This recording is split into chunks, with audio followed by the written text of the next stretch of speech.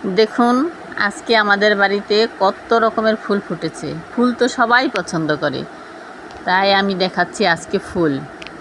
এগুলো হলো সাদা, তারপরে হলো পিঙ্ক কালারের নয়নতারা ফুল।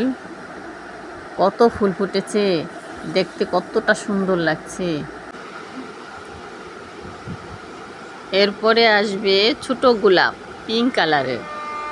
ছোট গোলাপের সৌন্দর্য একরকম, আবার এরপরে আসবে হলুদ গোলাপ। এই গোলাপটা একটু বড়, দেখতে অন্যরকম সুন্দর। তারপরে দেখাচ্ছি জবা। এরপরে দেখুন লাল জবা।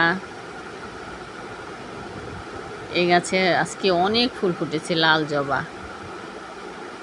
তারপরে দেখাবো একটা অন্য রকমের জবা, ডাবল জবা।